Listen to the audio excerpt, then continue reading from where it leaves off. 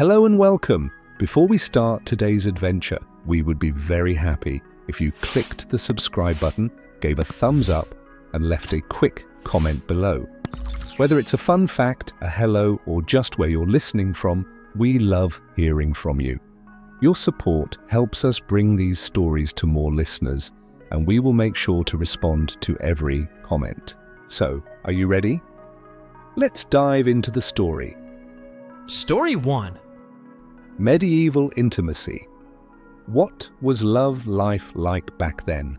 Imagine stepping into a medieval European village where the air hangs heavy with the acrid scent of wood smoke, the earthy tang of manure, and the unmistakable musk of unwashed bodies.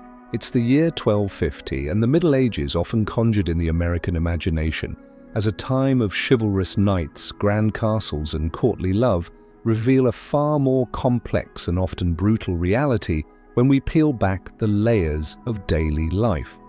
This era, stretching roughly from the 5th to the 15th century, was a world where intimacy, encompassing love, sex, sleep, and personal care, was shaped by harsh living conditions, rigid religious doctrines, and a near-total lack of privacy. For a modern US audience, accustomed to hot showers, private bedrooms, and open conversations about relationships, the intimate lives of medieval Europeans might seem alien, even shocking.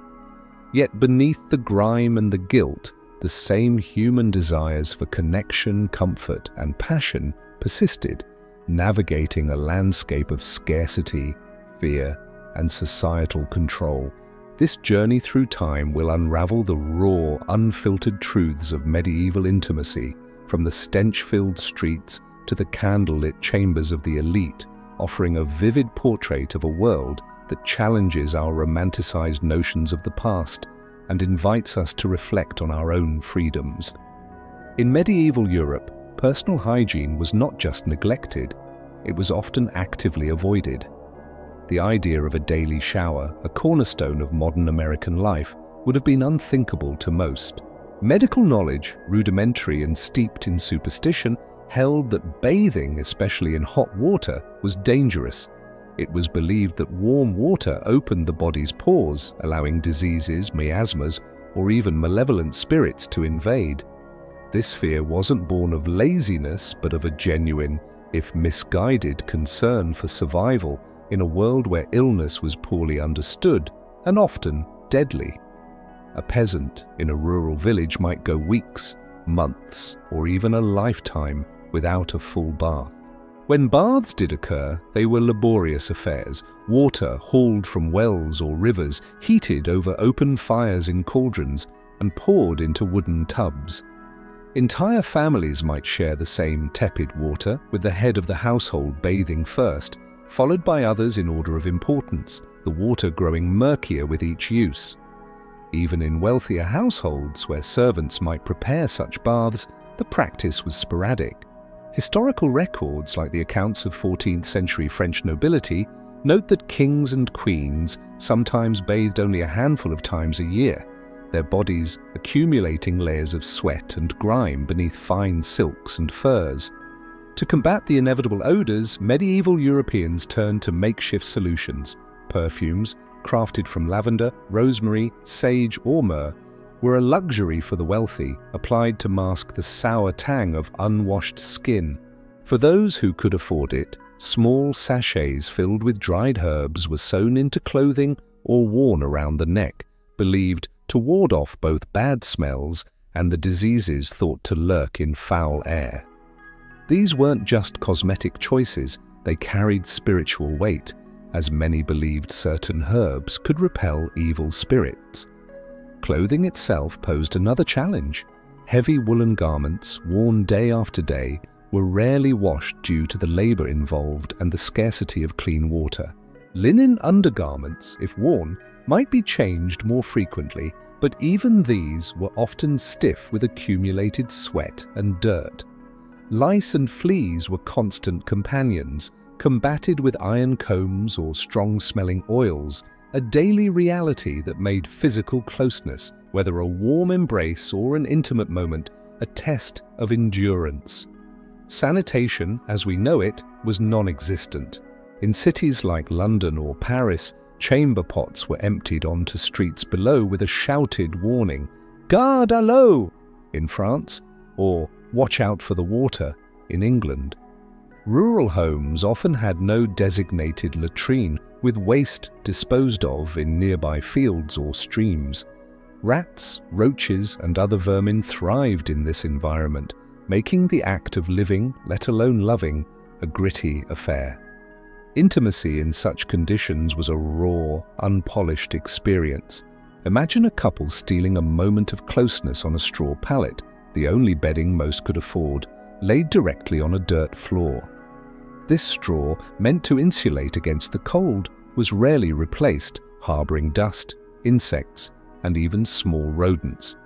The absence of soap, deodorant, or clean linens meant that warren bodies met in a haze of natural odors, with only a coarse cloth or animal hide for comfort. Yet, love and desire flourished, a testament to human resilience. For a US audience accustomed to private candlelit dinners or cozy movie nights, this reality is jarring. Medieval intimacy was not just a physical act, but a negotiation of survival, where passion had to coexist with discomfort and necessity. A couple's embrace might be rushed, furtive, conducted in the dim glow of a single candle, surrounded by the sounds and smells of a shared household. This was not the romantic ideal of medieval ballads, but a practical, often urgent, expression of human connection in a world that offered little room for tenderness. Sleep, a fundamental part of modern life, was equally challenging. The soft, private beds that Americans associate with rest and intimacy were a rare luxury. Most peasants slept on straw or rushes, spread over hard-packed earth, shared with family members, and sometimes livestock for warmth. These beds were less about comfort and more about survival, providing minimal insulation against the damp chill of unheated homes. Privacy was a fantasy. Entire families, from infants to grandparents, huddled together in small, dimly lit rooms. The sounds of snoring, coughing, or restless animals filled the night, making intimate moments a logistical challenge. Even in noble households where wooden bed frames and feather or wool-stuffed mattresses offered relative comfort, privacy was limited. Heavy curtains might surround a bed, but servants, relatives, or guests often shared the space, their presence a constant reminder of the communal nature of medieval life. Sleep itself was fragmented, with many practicing biphasic sleep, waking in the night to pray, work, or socialize before returning to rest. This disjointed rhythm shaped intimacy, forcing couples to seize fleeting moments of connection amidst the chaos of shared spaces and unpredictable schedules.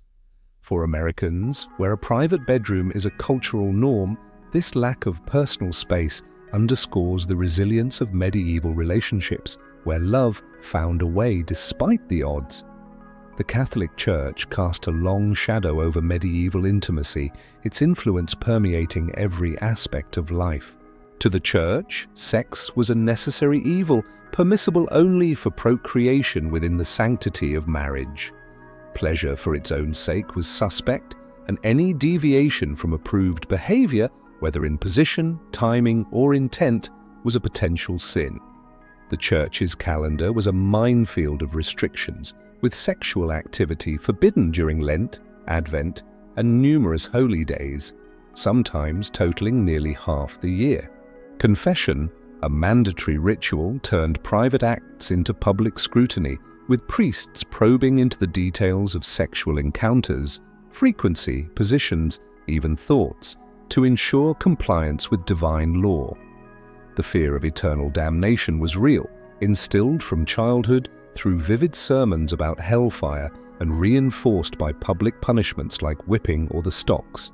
Women bore the brunt of this control. Their sexuality was tied to family honor, and any perceived misstep could lead to accusations of witchcraft, a charge that often ended in torture or execution.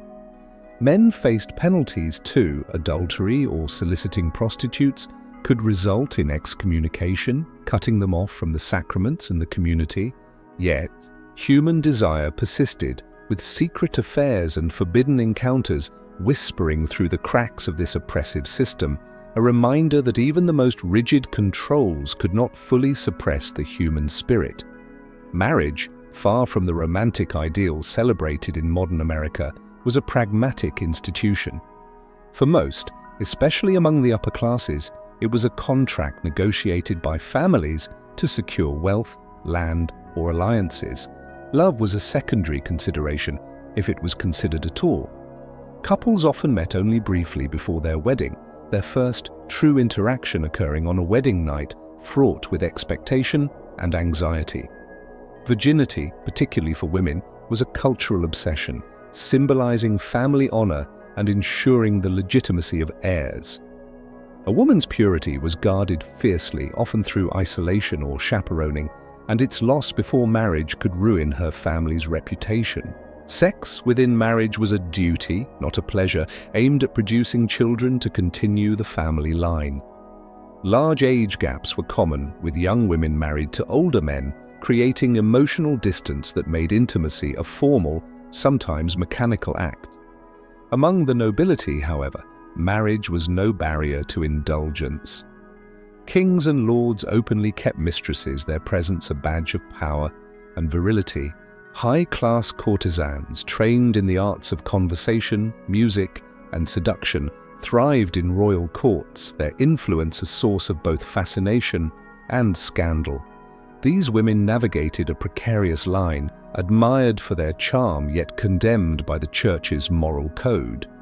Royal wedding nights were sometimes witnessed by courtiers to ensure consummation, turning even the most intimate moments into political theatre.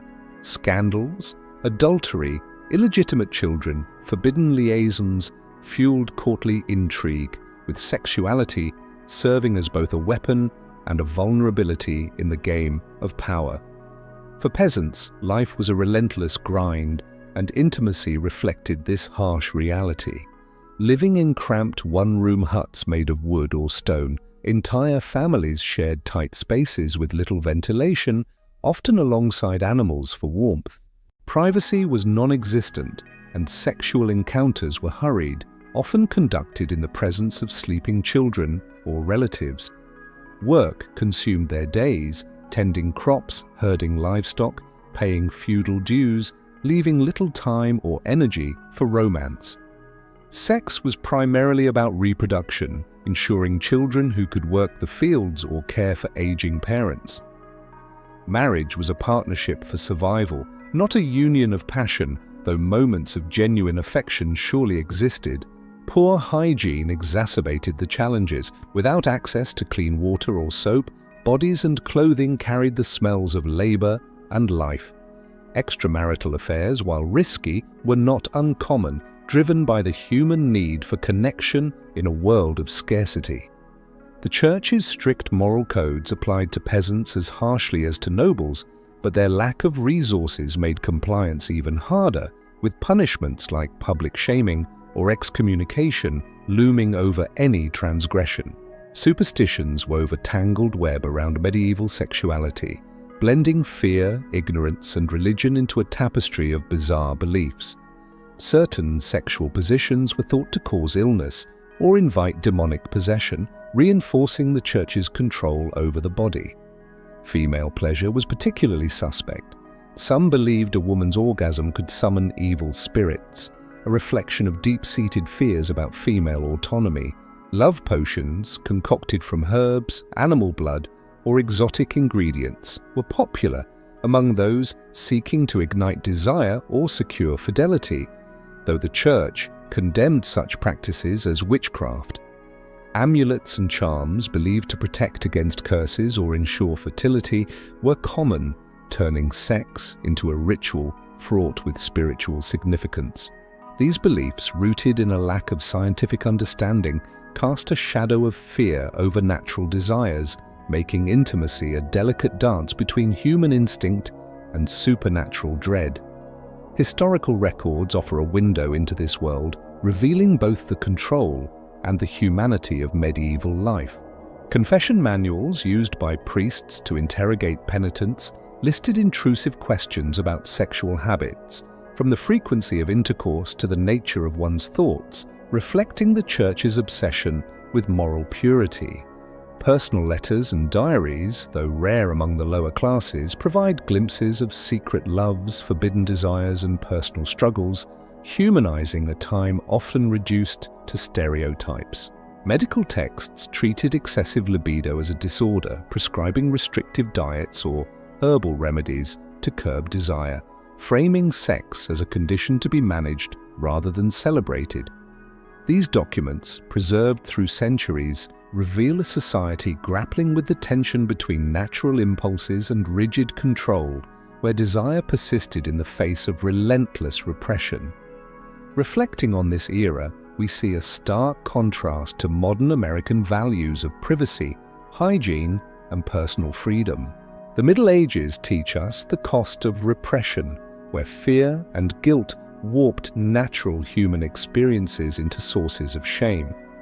Yet they also highlight the resilience of the human spirit, as love and desire found ways to flourish amidst hardship. Today, we enjoy comforts unimaginable to our medieval ancestors: clean water, private homes, open conversations about sex, but echoes of their struggles persist in debates over morality and personal rights. This history urges us to value education, science, and freedom, recognizing the body and its desires as natural parts of life deserving of respect. The medieval world, with its shadows and struggles, reminds us to cherish the progress we've made while remaining vigilant against the forces of control that still linger in modern society. This journey through the intimate lives of medieval Europeans reveals a world both alien and familiar, where human connection thrived against the odds. It invites us to appreciate the simple pleasures of a hot shower, a private bedroom, and the freedom to love without fear, while reminding us that the quest for understanding and acceptance is a timeless one. Story 2: The Church in the Middle Ages: Power, Fear, and Faith. In the heart of medieval Europe, where rolling fields met towering stone cathedrals, the Catholic Church stood as the unyielding cornerstone of existence. It was not merely a place of worship, but the very pulse of society, dictating the rhythm of daily life, shaping empires and molding the souls of millions. From the humblest peasant to the mightiest king, all bowed before its authority, driven by a potent mix of faith, fear, and the promise of salvation. The Church's influence stretched far beyond the spiritual, weaving itself into the fabric of politics, law, culture, and even the human psyche. Its power was absolute, its reach unparalleled, and its legacy both awe-inspiring and terrifying. The Church's dominance began with its ability to centralize authority in a world fractured by feudal loyalties and warring kingdoms. The Pope, seated in the grandeur of Rome, was no mere priest but a sovereign whose word could topple crowns or sanctify them. Kings sought his blessing to legitimize their rule, for the Church wielded the divine mandate that underpinned the concept of the divine right of kings. A monarch's coronation was not just a ceremony, but a sacred pact, sealed by the Church's approval. To defy the Pope was to risk excommunication, a spiritual death sentence that stripped rulers of their legitimacy and left them vulnerable to rebellion. In 1077, Emperor Henry IV trudged through the snow to Canossa, barefoot and penitent, begging Pope Gregory VII's forgiveness to reclaim his standing. Such was the Church's grip that even the mightiest bent their knees. This fusion of spiritual and temporal power made the Church a political juggernaut, capable of swaying the fates of nations. Yet the Church's influence extended beyond thrones to the realm of the mind. In an age where literacy was a rare privilege, the Church held a monopoly over knowledge and culture. Monasteries, with their scriptoria glowing under candlelight, were the beating heart of intellectual life. Monks painstakingly copied ancient texts, preserving the wisdom of Rome and Greece, but always through the lens of Christian doctrine. The Bible, written in Latin, was inaccessible to the common folk, who relied on priests to interpret its truths. Education was a sacred domain, reserved for the clergy and the elite who served the church's interests. Cathedral schools trained young boys for ecclesiastical roles, teaching them to read and write in the language of the church, ensuring that knowledge remained a tool of divine authority. This control over learning meant the church shaped not just what people believed, but how they thought about the world, casting all human experience in the shadow of God's will. The church's power was not merely persuasive, it was coercive, and no institution embodied this more than the Inquisition. Born in the 12th century to root out heresy, the Inquisition became a machine of fear, its tribunals casting a long shadow over medieval society. Accusations of heresy could come from anywhere: a jealous neighbor, a spurned lover, or a rival cleric, and often required little evidence. The accused faced grueling interrogations, sometimes under torture, where confessions were extracted through pain or the threat of it. Public executions, often by burning at the stake, served as grim spectacles, reminding onlookers of the price of defiance. The mere whisper of an inquisitor's arrival could silence a village as people turned inward, policing their own thoughts and words. This climate of fear ensured conformity, as neighbors became informants and communities fractured under suspicion. The Inquisition was not just about punishing heretics, it was about enforcing a singular vision of truth, one that brooked no dissent. Central to the church's control was its mastery of fear, particularly the dread of eternal damnation. Sermons thundered with vivid descriptions of hell, a fiery abyss where sinners writhed in torment for eternity. The concept of purgatory, a place of temporary suffering for those not damned but not yet pure, added another layer of dread. Preachers painted these horrors in excruciating detail, ensuring that the afterlife loomed larger than life itself. For the faithful, every sin, no matter how small, carried the weight of eternal consequences. This fear was a leash, binding even the powerful to the church's will.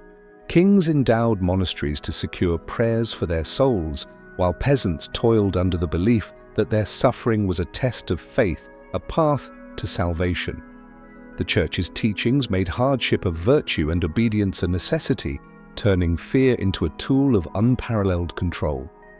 This fear fed directly into one of the church's most lucrative enterprises, the sale of indulgences. For a price, be it gold, land, or labor, the church offered absolution, a promise to shorten one's time in purgatory or even secure a place in heaven. Indulgences were a spiritual currency, transforming salvation into a transaction. The poor scraped together their meager savings while the wealthy donated vast estates, all in the desperate hope of divine favor. The funds poured into the church's coffers, financing grand cathedrals like Notre Dame and bankrolling the lavish lifestyles of high-ranking clergy. Yet the practice stirred unease among the faithful, who saw the paradox of a church preaching poverty while amassing wealth. By the late Middle Ages, indulgences would become a lightning rod for criticism, but for centuries they were a cornerstone of the church's economic power. The church's influence reached its zenith in the Crusades, a series of holy wars that blended faith with bloodshed. Launched in 1095 by Pope Urban II, the First Crusade called Christians to reclaim Jerusalem from Muslim control, promising warriors the ultimate reward, total forgiveness of sins. Thousands answered, from knights to peasants, driven by a mix of piety, adventure, and the lure of divine grace. The Crusades were more than military campaigns. They were a testament to the Church's ability to mobilize entire societies. They expanded the Church's influence in the Holy Land, enriched its coffers with plunder, and reinforced its role as the moral arbiter of Christendom. Yet the Crusades also revealed the Church's darker ambitions, as holy zeal often gave way to greed and violence, leaving a legacy of destruction that lingers in historical memory. The clergy themselves were a class apart, wielding power that rivaled the nobility. Bishops and archbishops governed vast dioceses, owning lands that rivaled those of feudal lords.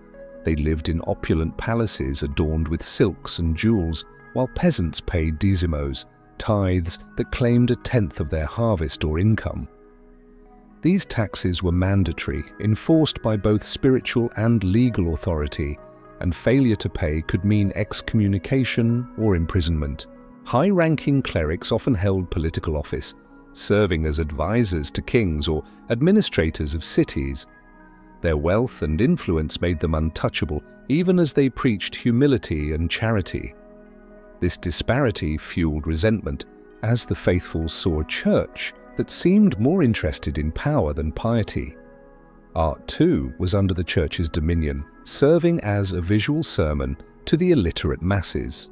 Gothic cathedrals with their soaring spires and stained glass windows were not just architectural marvels but tools of indoctrination.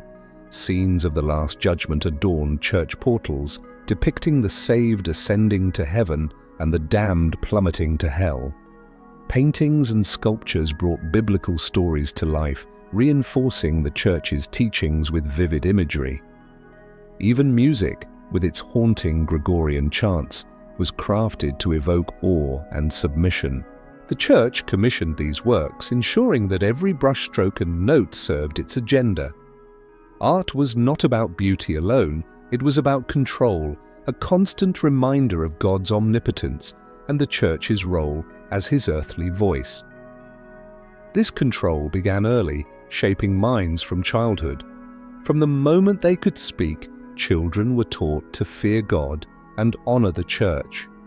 Catechism lessons drilled the tenets of faith, while stories of saints and martyrs glorified obedience and sacrifice.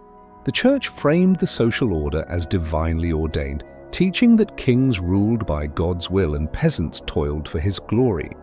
This indoctrination was relentless, embedding a worldview that saw questioning authority as a sin. By adulthood, most had internalized these lessons, their thoughts and actions shaped by a lifetime of conditioning. The church's grip on the young ensured its hold on the future, creating a cycle of submission that spanned generations. Yet even an institution as mighty as the church could not remain unchallenged forever. By the 14th century, cracks began to appear. The Black Death, which ravaged Europe and killed millions, shook faith in a church that claimed to speak for God, yet could not stop the plague. Critics, from scholars like John Wycliffe to common folk, began questioning the church's wealth and moral failings. The sale of indulgences, the opulence of the clergy, and the brutality of the Inquisition fueled discontent. Heretical movements like the Lollards and Hussites gained traction, preaching reform and challenging papal authority. These rumblings laid the groundwork for the Reformation, which would fracture the church's monopoly and usher in a new era of religious and political upheaval. The church in the Middle Ages was a colossus, its influence woven into every facet of life. It was a beacon of faith, offering hope to a world steeped in hardship, yet it was also a master of fear, wielding terror to enforce obedience. Its power was built on the twin pillars of spiritual authority and temporal might, sustained by a system that controlled knowledge, art, and even the human soul. But as the centuries passed, the weight of its own contradictions, greed, corruption, and the suppression of dissent began to erode its foundations. The story of the church in this era is one of triumph and tragedy, a testament to the enduring power of faith and the human cost of absolute control. It shaped a civilization for better and worse, leaving a legacy that still echoes in the cathedrals that stand and the beliefs that linger. Story 3: The Arms and Armor of Medieval Knights. How they fought in battle. In the heart of the Middle Ages, the knight stood as a towering figure of martial prowess and noble prestige, a warrior clad in gleaming armor wielding deadly weapons and bound by a code of honor that defined his existence. Across the battlefields of Europe, from the rolling hills of England to the sun-scorched plains of the Holy Land, knights were the elite, their presence a thunderous declaration of power. Their arms and armor, meticulously crafted and steeped in tradition, were not merely tools of war but symbols of identity, status, and unbreakable resolve. To understand how these warriors fought, one must delve into the intricate world of their equipment, training, and ideals. A world where steel met flesh, where faith intertwined with fury, and where the clashing of swords echoed the heartbeat of an era. The knight's armadura was a marvel of medieval engineering, a testament to the ingenuity of smiths who transformed raw iron into a second skin. In the early Middle Ages, knights relied on chainmail or cota de malha, a flexible mesh of interlinked iron rings that draped over the body like a heavy curtain. This armor, often weighing up to 25 kilograms, offered decent protection against slashing swords, but faltered against the crushing force of maces or the piercing thrust of a well-aimed lance.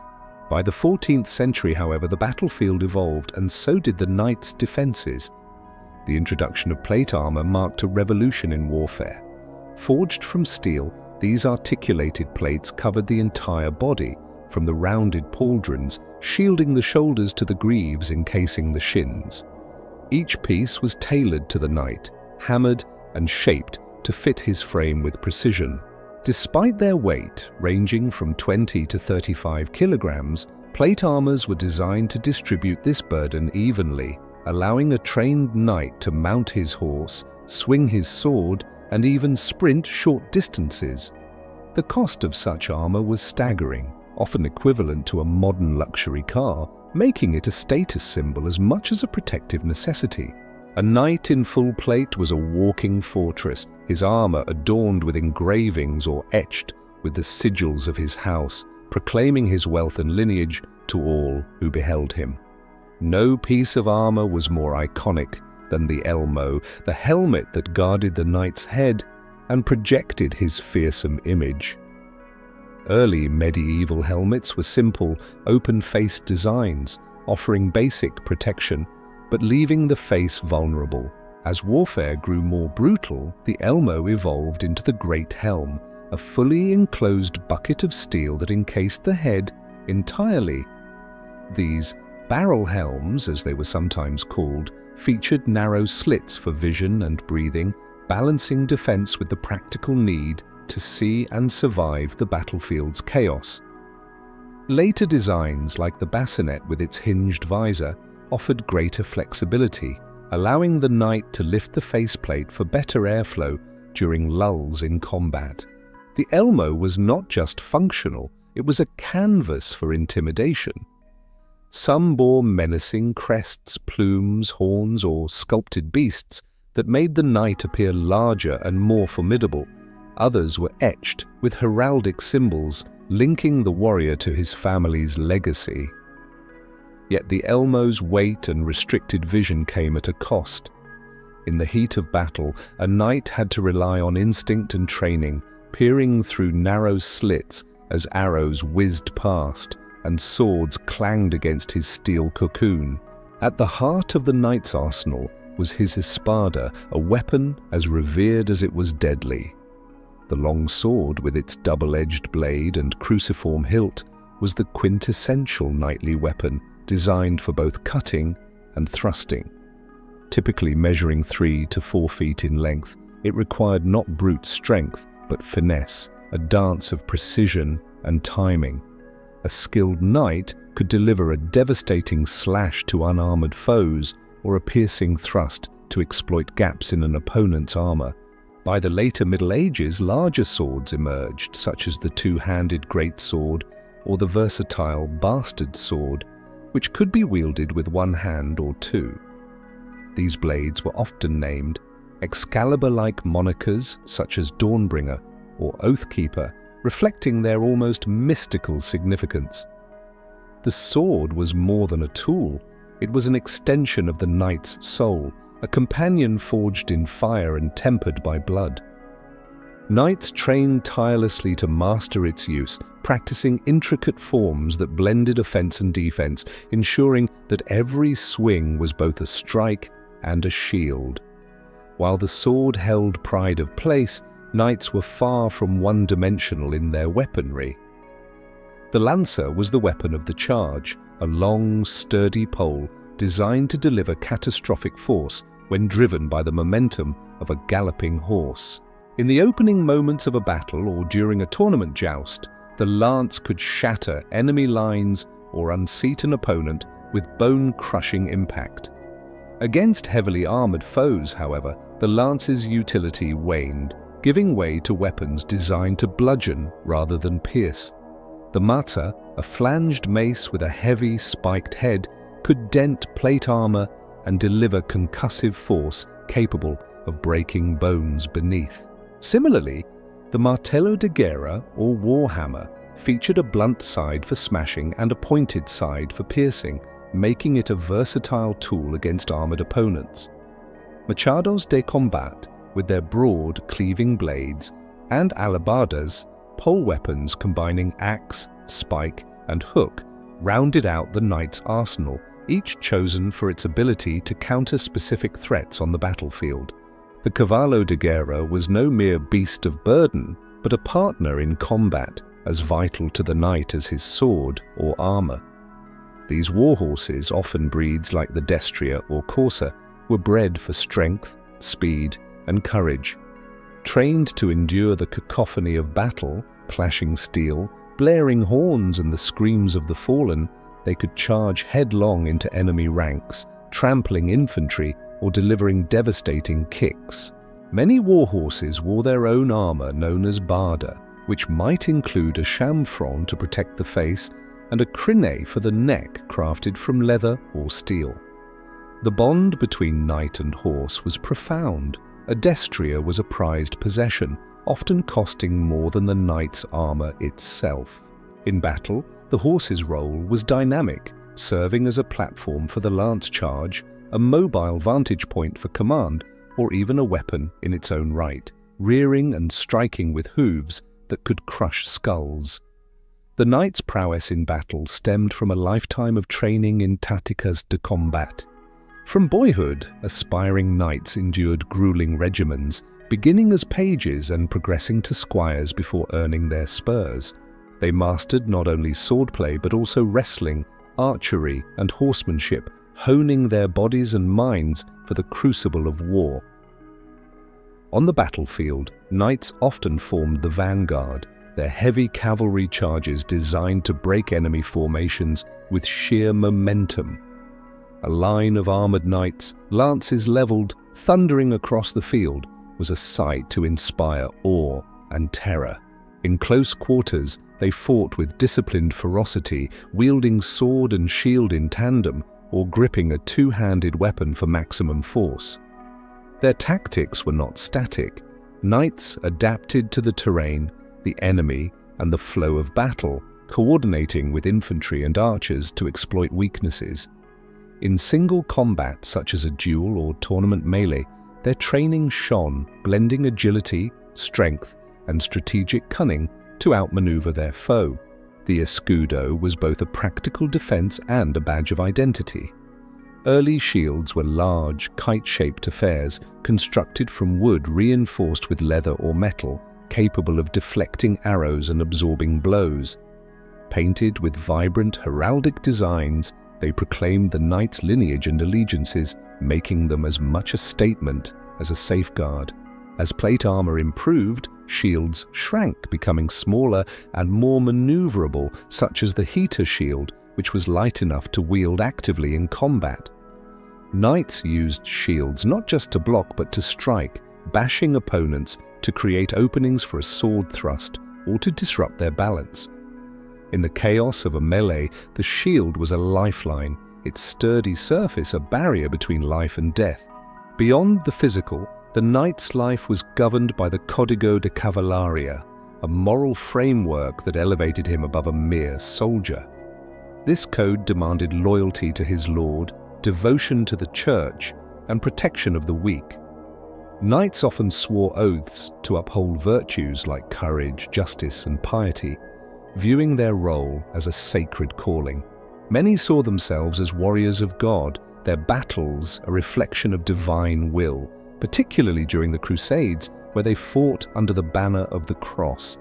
Yet the reality often diverged from the ideal. Knights could be brutal, driven by ambition or greed, and the chivalric code was sometimes more honored in ballads than in practice.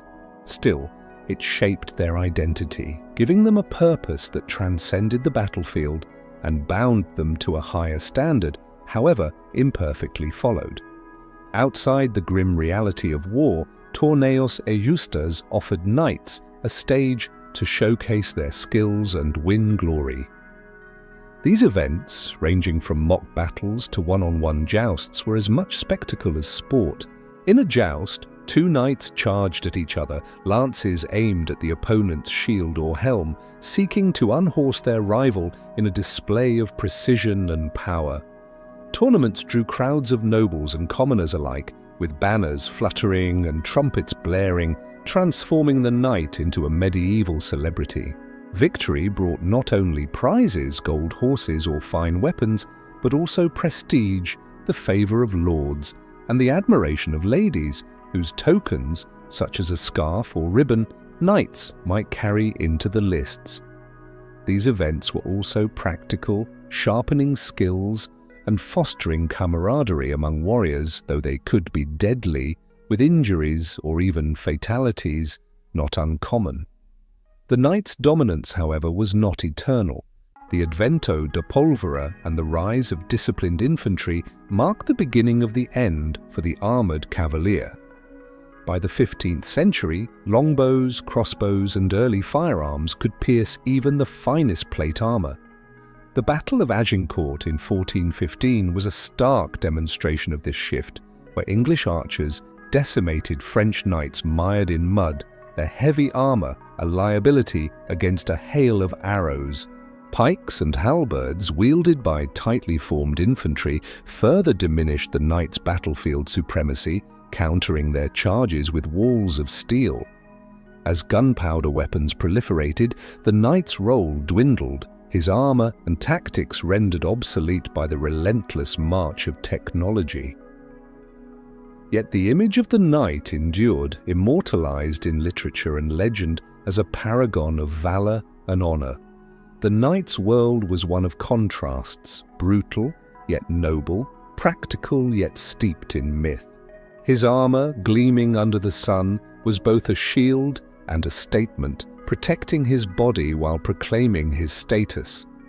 His weapons, from the elegant sword to the brutal mace, were tools of precision and destruction, wielded with skill honed over a lifetime.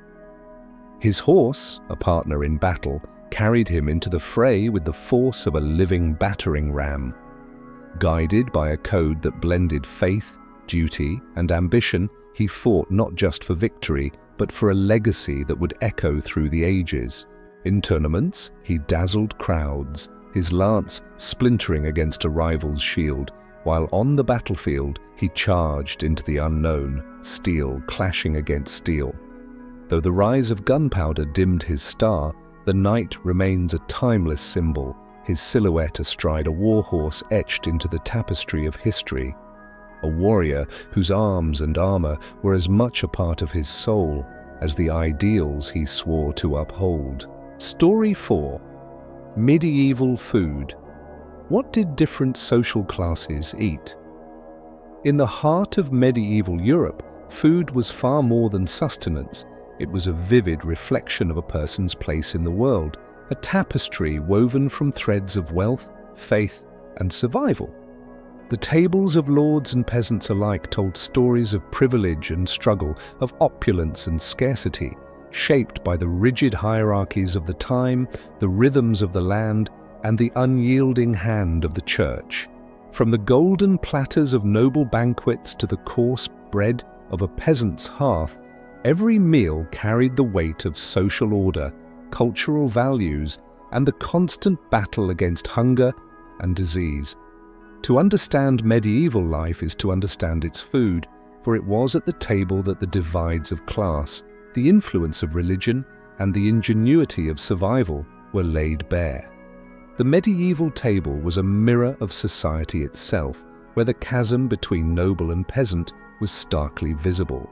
In the grand halls of castles, lords and ladies dined on lavish spreads that showcased their wealth and power. Their tables groaned under the weight of roasted meats, venison, boar, and exotic fowl like peacock or swan, their feathers meticulously reattached for dramatic presentation. These feasts were not mere meals, but spectacles with dozens of dishes served in intricate sequences, each one a testament to the host's status. Spices like cinnamon, nutmeg, and saffron, imported at great cost from distant lands, infused the air with their exotic aromas, masking the often questionable freshness of the meat. For the nobility, eating was a performance, a way to display generosity and cement alliances.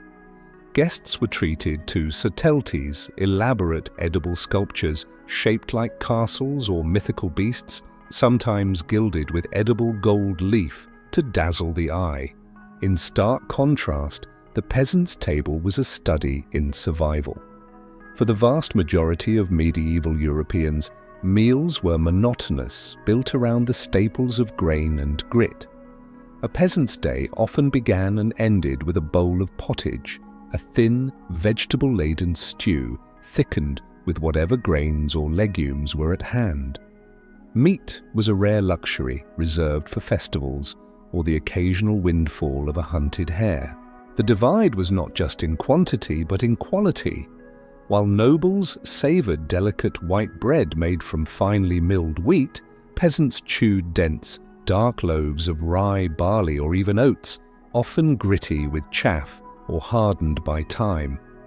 These loaves, known as trenchers, sometimes doubled as plates, soaking up the meagre juices of a meal before being eaten or given to the poor. For the peasantry, food was a means to endure, not to indulge, and every bite was a reminder of their place at the bottom of the feudal ladder. At the core of every medieval diet, regardless of class, was bread, the universal sustenance that bound the era together. For the wealthy, bread was a soft, pale luxury, crafted from wheat flour sifted to remove impurities, a process so labor-intensive it was reserved for the elite. Bakers in noble households worked tirelessly to produce loaves that were as much a status symbol as they were nourishment. In contrast, peasant bread was a rough affair, often baked in communal ovens and made from coarser grains like rye or barley. In lean times, bakers might stretch their flour with ground peas, beans, or even acorns, creating loaves so tough they could dull a knife. Bread wasn't just food, it was a cultural cornerstone, revered as the staff of life and imbued with spiritual significance. In churches, it became the body of Christ during Mass, and in homes it was the foundation of every meal, from the humblest cottage to the grandest castle. Meat, the crown jewel of the medieval diet, was another stark divider of class. For the nobility, it was a daily indulgence, with hunting parties supplying fresh game, deer, boar, and rabbits, while livestock provided beef, pork, and mutton. Exotic birds like herons or cranes graced their tables, roasted whole and adorned with their own plumage for theatrical flair. These dishes were often drowned in rich sauces, flavored with costly spices that proclaimed the host's wealth. For peasants, meat was a rare treat, perhaps enjoyed at a harvest festival or a wedding, where a piece of salted pork or a scrawny chicken might be shared among many. The church further shaped these habits, imposing strict rules on when and what could be eaten. Days of fasting, often Wednesdays, Fridays, and the entire season of Lent, prohibited meat, pushing even the wealthy toward fish. Salted cod and herring preserved in barrels became staples during these times, their pungent smell a constant in markets and kitchens. For peasants, These fasting days meant even less variety, as their diets leaned heavily on vegetables and grains year-round. Vegetables, legumes and herbs were the backbone of the peasant diet, grown in small garden plots or foraged from the wild. Onions, cabbages, leeks and turnips filled their pots, simmered into soups or eaten raw when times were desperate. Herbs like parsley, sage and thyme added flavor and doubled as medicine, believed to ward off illness or balance the body's humors. Nobles, however, often sneered at these common foods, associating them with poverty. Their tables might feature vegetables as garnishes or in elaborate stews, but never as the main event. Still, the gardens of castles and monasteries were vital, producing everything from peas to medicinal plants. These green staples, though humble, were lifesavers, sustaining populations through harsh winters and failed harvests. The allure of spices defined the elite's cuisine, turning food into a display of wealth and sophistication. Spices like pepper, cloves and ginger were worth more than gold, carried across treacherous trade routes from Asia and Africa. A single pound of saffron could cost as much as a horse, its vibrant hue and delicate flavor reserved for the richest households. These spices weren't just for taste, they preserved food, masked spoilage, and signaled status. A dish heavy with cinnamon or cloves was a declaration of power, a way to impress guests and assert dominance. Peasants, meanwhile, relied on local herbs, dill, mustard, or wild garlic, grown in their own fields. These simpler seasonings, though flavorful, carried none of the prestige of their imported counterparts, reinforcing the culinary divide. Hygiene, or the lack thereof, was a constant challenge in medieval kitchens. Without refrigeration, food spoiled quickly, and preservation techniques were both art and necessity. Meat was salted, smoked, or pickled in vinegar, but these methods weren't foolproof. Grains stored in damp conditions could sprout ergot, a toxic fungus that caused hallucinations and convulsions known as St. Anthony's fire. Water was often unsafe, drawn from wells or rivers contaminated by waste. As a result, people of all classes turned to alcohol, wine for the wealthy, weak beer for the masses.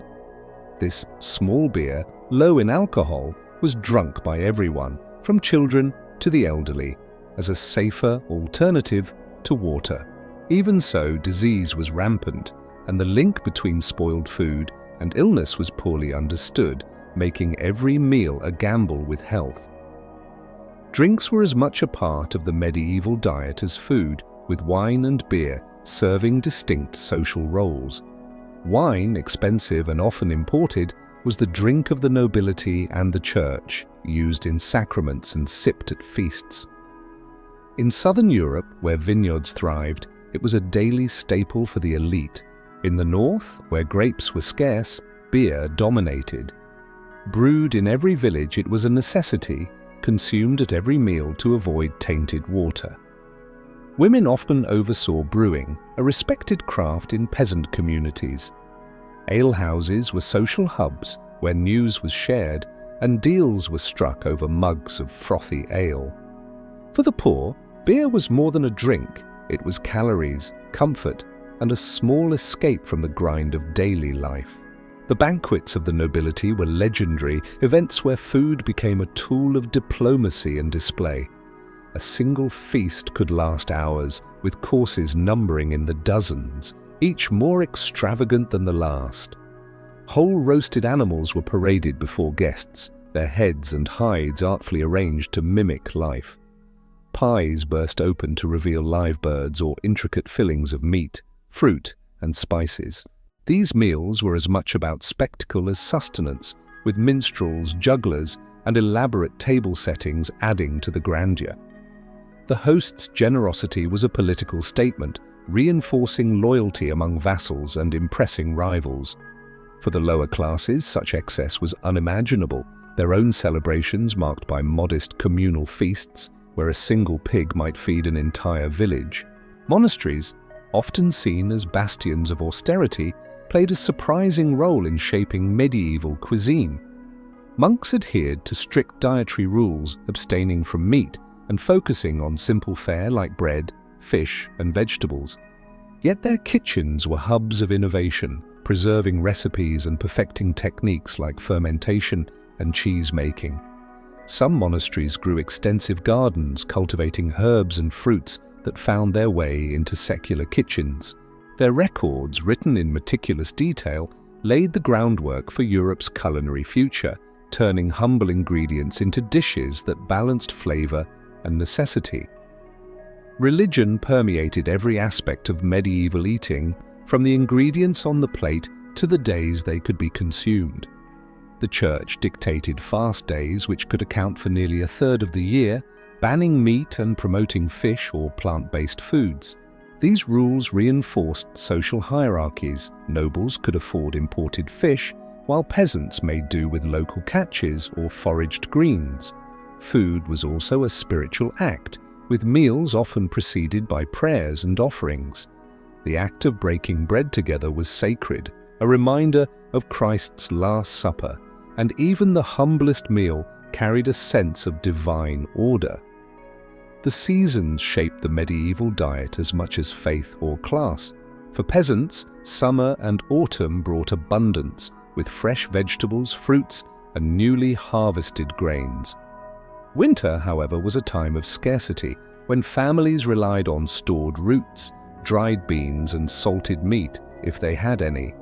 Nobles, with their granaries and hunting grounds, could maintain variety year-round, but even they felt the pinch of a bad harvest.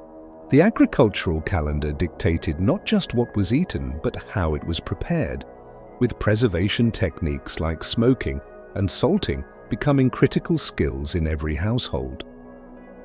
Sweets were a rare delight, reserved mostly for the wealthy.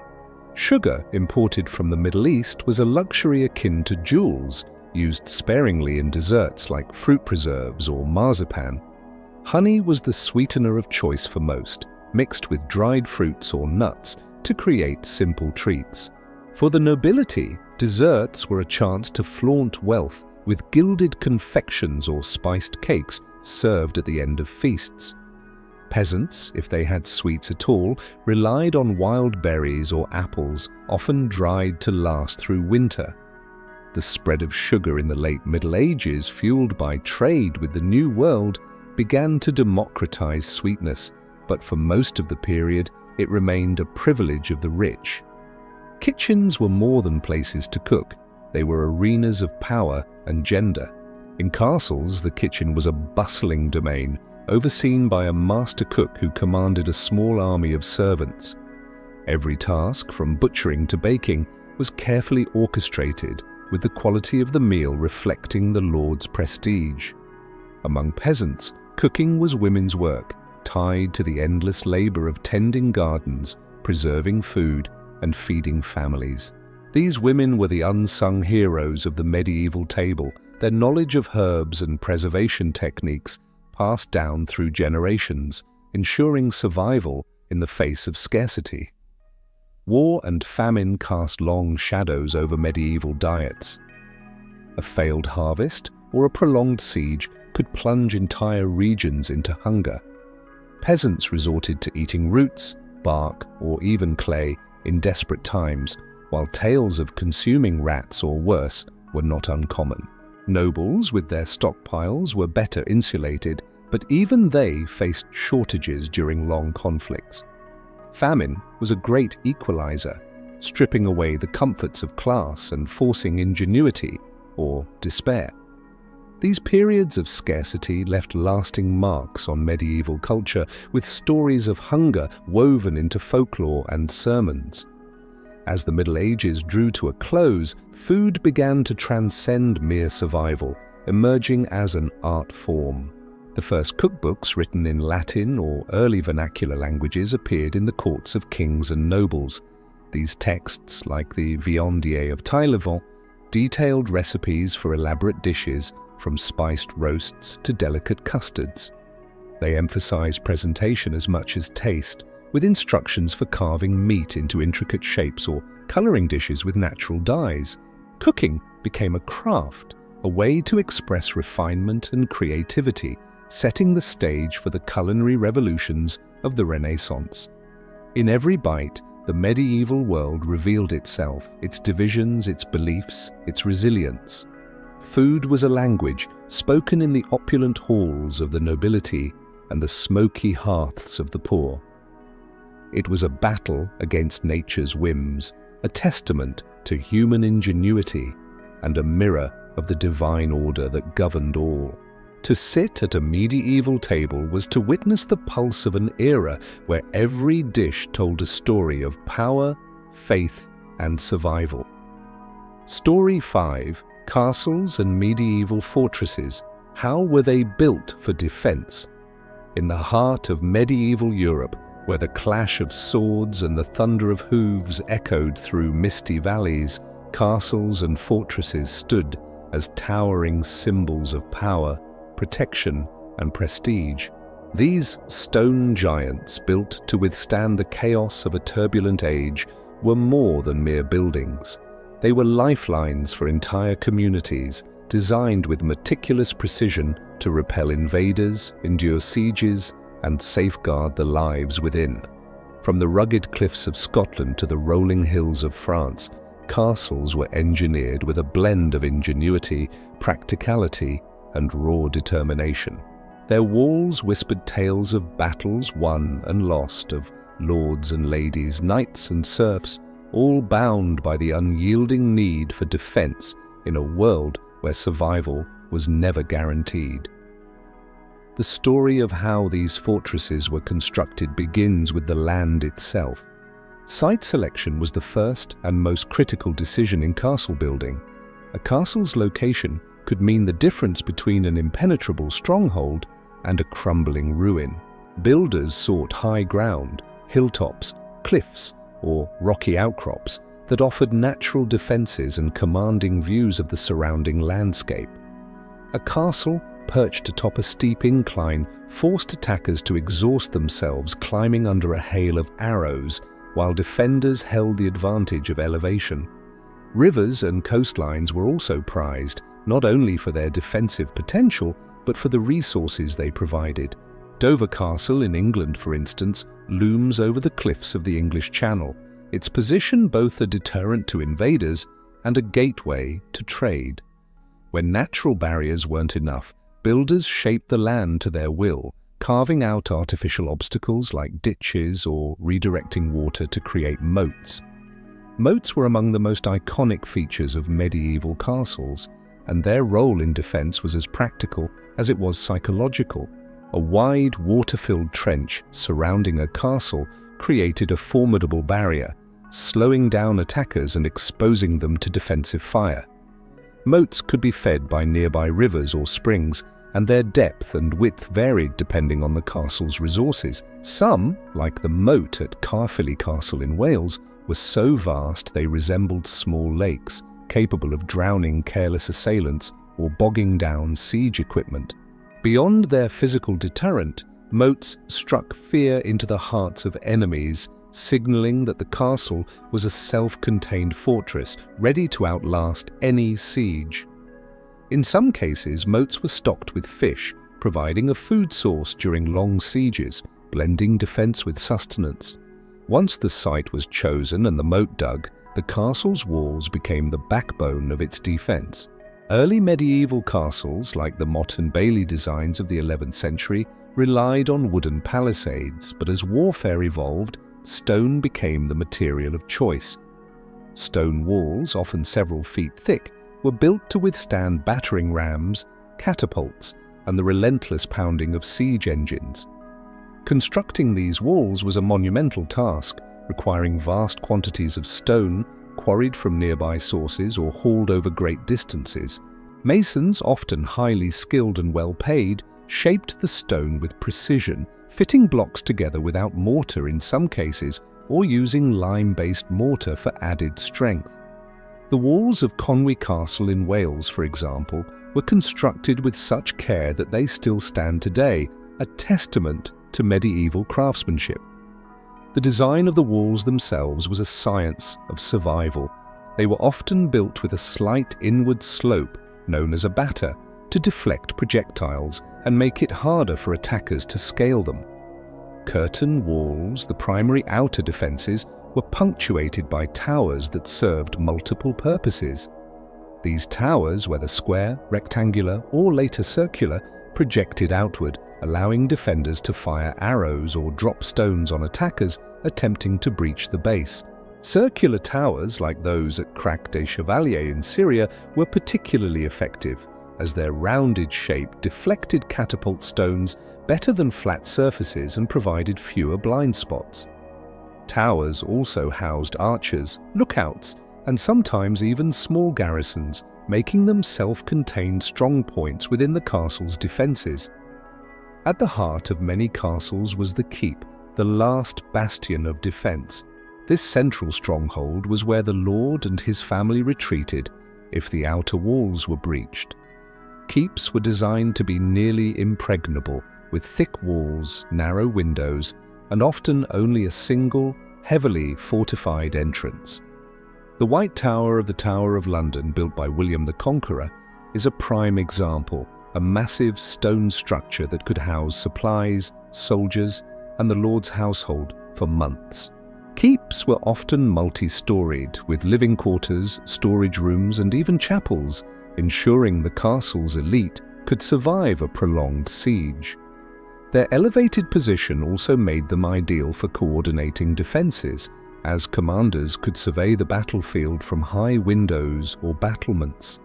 Gates were the most vulnerable part of any castle, and medieval architects went to great lengths to protect them. The gatehouse, often the most heavily fortified section of the castle, was a masterpiece of defensive engineering. It typically featured a narrow passage flanked by towers with multiple layers of defense to thwart intruders. Portcullises, heavy iron or wooden grates, could be dropped to block the entrance, while murder holes in the ceiling allowed defenders to pour boiling oil, hot sand, or stones onto attackers trapped below. Drawbridges raised by chains or counterweights added another layer of security, forcing enemies to cross the moat under fire if they hoped to reach the gate.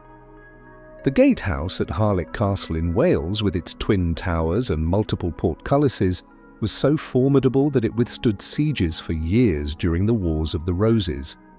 Beyond the physical barriers, castles were designed to maximize the effectiveness of their defenders. Battlements along the tops of walls and towers provided cover for archers who could fire through narrow slits called arrow loops. These slits, wider on the inside and narrowing to a thin opening on the exterior, allowed defenders to shoot with precision while remaining protected. Some castles, like Bodiam in England, featured concentric walls, multiple layers of defense that forced attackers to breach one barrier after another, all while exposed to relentless volleys from above. The outer bailey, an enclosed courtyard, often housed stables, workshops, and barracks, ensuring the castle could function as a self-sufficient community during a siege. The human element of castle defense was just as critical as the architecture. A well-trained garrison of soldiers, archers, and knights was essential to holding a castle.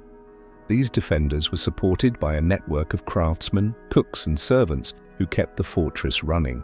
During a siege, every person within the walls played a role, from repairing damaged defenses to tending the wounded. Castles were stocked with supplies, grain, salted meat, and water to outlast attackers who often relied on starving the defenders into submission. Wells were dug deep into the ground to ensure a reliable water supply, and some castles, like Beeston Castle in England, had secret tunnels for resupply or escape. Siege warfare shaped castle design in profound ways. As attackers developed new weapons like trebuchets capable of hurling massive stones, castle builders responded with thicker walls, rounded towers, and reinforced foundations. The advent of gunpowder in the late Middle Ages forced further adaptations, with some castles incorporating angled bastions to deflect cannon fire. Yet even as technology evolved, the psychological impact of a castle's design remained a powerful weapon. A towering fortress with its imposing walls and bristling defenses could sap an enemy's morale before the first arrow was fired. Castles like Carcassonne in France, with their fairy tale turrets and sprawling ramparts, were as much about intimidation as they were about function. The construction of a castle was a monumental undertaking, often spanning decades and requiring the labor of thousands. Entire villages might be conscripted to haul stone, dig moats, or build scaffolding, while skilled masons and carpenters commanded high wages. The cost was staggering, equivalent to millions of dollars today, and only the wealthiest lords or kings could afford such projects. Yet the investment was worth it, as a well-built castle could secure a region, project power, and serve as a refuge for generations.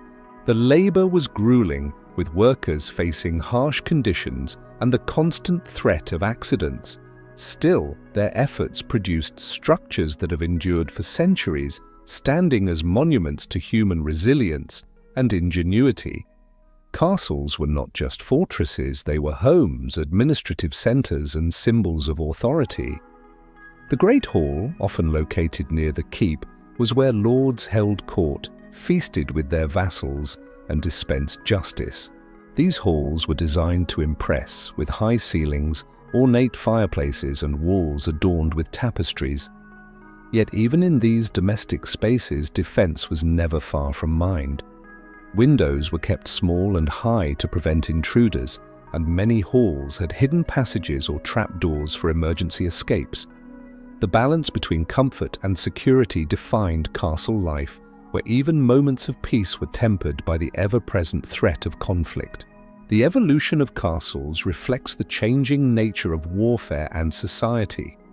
Early Motte and Bailey castles, quick to build and effective for small garrisons, gave way to stone behemoths as wealth and technology allowed. By the 13th century, the concentric castle, with its layered defences, represented the pinnacle of military architecture. Castles like Beaumaris in Wales, with its symmetrical design and multiple moats, were virtually impregnable in their day. Yet, as the Middle Ages waned and centralized governments emerged, the need for private fortresses diminished. Many castles were abandoned or repurposed, their walls left to crumble or be reborn as romantic ruins. Today, the castles of medieval Europe captivate the imagination, drawing millions to their ancient stones.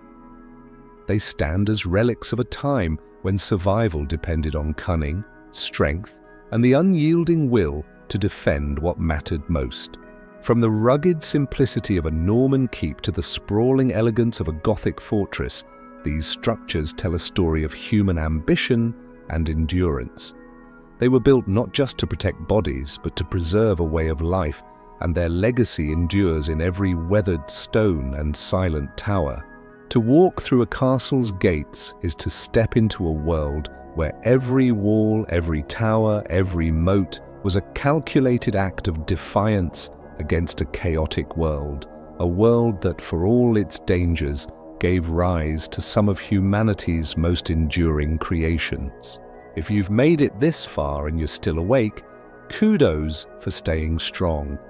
But before you go, we need your help. Hit that like button, subscribe to the channel, and most importantly, drop a comment. It can be anything, where you're listening from, what you thought of the story, or even a suggestion for our next video. Your comments fuel us to keep going and help our content reach more people, so make it count. We read and reply to every single one. We've reached the end of another story, but if you're not ready to sleep and want to keep diving into this journey of knowledge, click on the video popping up on your screen right now. I'll see you there. Until next time,